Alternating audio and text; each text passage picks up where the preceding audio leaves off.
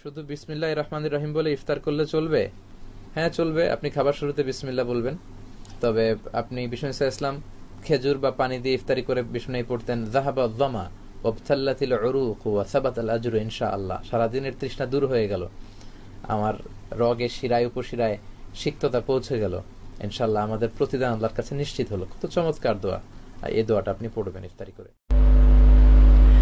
দ্রুত ইফতার করতে হবে, দেরিতে ইফতার করলে এটা হবে ইহুদি খ্রিস্টানদের মতো। সাবধান, বলা হচ্ছে সতর্কতামূলক 3 মিনিট দেরি করা, এই পথ অবলম্বন করবেন না।